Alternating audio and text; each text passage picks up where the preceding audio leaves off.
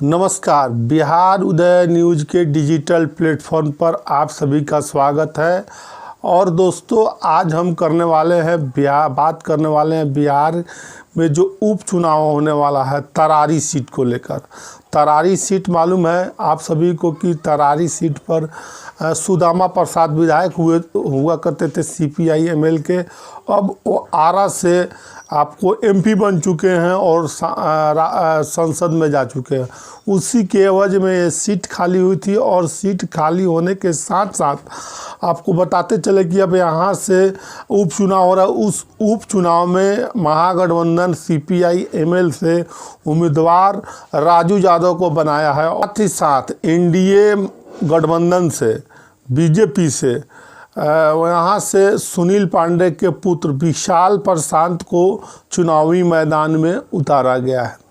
दोस्तों, आपको बताते चले कि तरारी विधानसभा का जो ये समीकरण कर रहा है कि इस सीट पर तरारी में बाहुबली सुनील पांडे की ज़्यादा चलती है और उनके बेटों को भाजपा ने यहाँ से विशाल प्रशांत को उम्मीदवार बनाया है। अब हम बात करते हैं जनसुराज के जो वहाँ पे उम्मीदवार हैं डॉक्टर किरण सिंह, काफ़ी समाजसेवी मानी जाती है और साथ ही साथ वहाँ पर उनका एक अलग और अच्छी छवि है। तो इसी छवि का भुनाने का प्रयास तरारी में जनसुराज कर रही है। तरारी सीट में विधानसभा जो उपचुनाव होने वाला है उसमें फिर से आपको बता दें कि विशाल प्रशांत बीजेपी पार्टी से एनडीए गठबंधन से उम्मीदवार है। उनकी उम्र 34 साल है और 12वीं तक पढ़ाई किए हैं, एक भी उन पर क्रिमिनल केस नहीं है और साथ ही साथ उनकी कुल संपत्ति 32,12,000 है। प्रोफेशन वो व्यवसाय करते हैं। अब हम बात करते हैं इंडिया गठबंधन के जो उम्मीदवार हैं राजू यादव जी, जो सीपीआई एमएल से हैं, एमएल पार्टी से हैं। उनकी उम्र 41 साल है। साथ ही साथ शिक्षा में एमए किए हैं, क्रिमिनल केस हालांकि 3 हैं।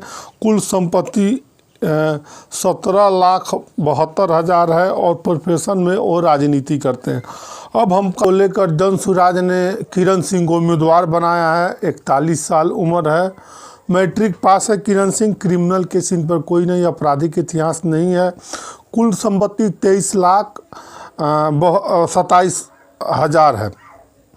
प्रोफेशन में हाउस वाइफ है।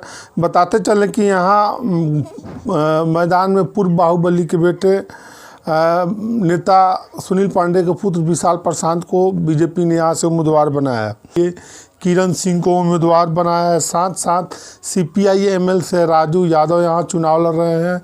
ये सिटिंग सीट सीपीआई एमएल की है। तरारी से सुदामा प्रसाद जो लोकसभा में चले गए थे, आरा से जीत कर यहीं, इसीलिए यहाँ पर उपचुनाव हो रहा है। बिहार विधानसभा 2020 के चुनाव में सुदामा प्रसाद को 73,945 वोट मिले थे। नरेंद्र कुमार पांडे निर्दलीय थे, उनको 62,930 वोट मिले थे। वहीं बीजेपी के कौशल कुमार विद्यार्थी को 13,883 वोट मिले थे। 3 नंबर पर बीजेपी के कैंडिडेट तरारी विधानसभा के 2020 के चुनाव में रहे थे। तो अभी हम बता रहे थे तरारी विधानसभा को लेकर वहाँ का गणित क्या कह रहा है, ऊँट किस करवट बैठेगा। हालांकि सुनील पांडे से वहाँ पे भूमिहार लोग नाराज़ है। ब्रह्मेश्वर मुखिया हत्याकांड में उनका नाम आने के बाद वहाँ पर भूमिहारों में थोड़ी सी कसक देखी जाती है।